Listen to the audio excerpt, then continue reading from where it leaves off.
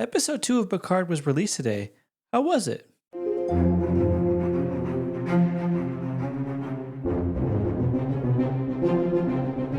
Hey Trekkies, Christian Fox here with another video for you. Today, I want to talk about Picard Episode 2 and share my thoughts. Of course, full spoilers ahead. Picard has a son. Yes, he has a son, which is crazy. I'm kind of excited about it, but I'm also a little bit nervous. On the one hand, I like it because I think it's kind of cool that Picard is finally going to be a father. It's something that I've always thought he should be. It's something that he seems to want to have done at some point, i.e. Inner Light and his conversation with Troy in Star Trek Generations. So it seems like something that makes sense for his character. And as I said, I really think he would be a good father. My problem with it is that it doesn't make Picard look that great when he finds he has a fully grown son who he doesn't even know about and hasn't been a part of its life. It's one of those things where you get a hero and then you find out that the hero has a son, but he's been an absentee father, which makes him look bad. And that kind of stuff is frustrating. I didn't love it when they did that with Kirk and his son, David, in Star Trek The Wrath of Khan and Search for Spock.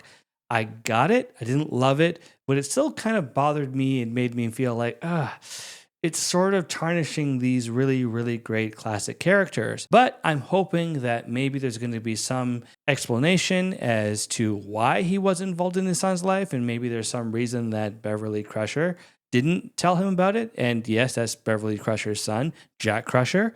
So I don't know. I think it's a great idea. I love that Picard's a father, but it just bothers me that he was again an absentee father. And I keep saying father in this video. But that being said, I love Jack Crusher. He's instantly likable, he's charming, and he has the Han Solo-esque attitude when dealing with the Rangers that board his ship. I also love that he used Prime Directive as a verb.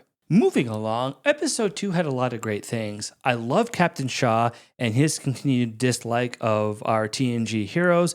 I also love that Seven was able to persuade him to mount a rescue mission just by appealing to his ego. He's not supposed to be likable, which I get, but man, do I love every scene that he's in, and I'm always excited when Captain Shaw is being Captain Shaw.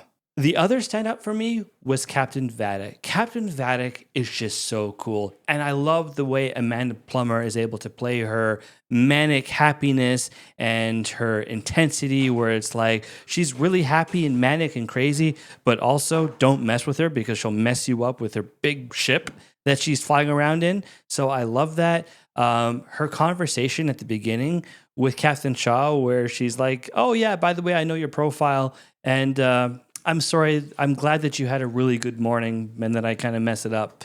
Kind of conversation thing was really, really cool and just a lot of fun to watch. It'll be interesting to see where she goes in the rest of the season, but based on this one episode, I think she has a real potential to become one of the greatest all-time Star Trek villains. Back on Metallis Prime, we get some more Ravi action, and I really enjoyed that aspect of the episode because we got some great character development.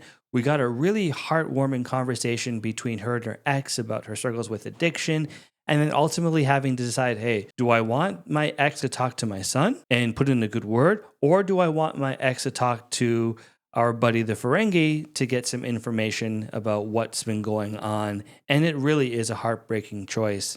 And that, of course, led to one of the biggest moments of the episode, and that was Worf rescuing Ravi. It was great to see Worf kicking ass and decapitating heads. Well, actually, it was just one head, but it was super cool. It was great to see Worf in action again, and it was all topped off with the great Klingon theme remix for modern times, and it was glorious. This is how you reintroduce a legendary character. As much as I love this episode, I did have one gripe, and that was with Beverly. But I think my issue with it comes more from me than the actual show, because all week I was hyping myself up to think that, okay, we were finally going to get the long-awaited reintroduction between Beverly and Jean-Luc.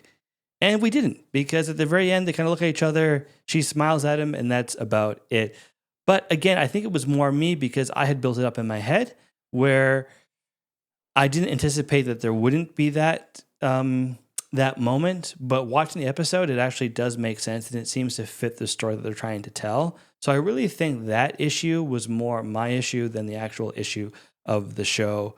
All of that aside, this was a great episode, and I'm even more confident that we are going to get the series that we all hoped for when Picard was announced.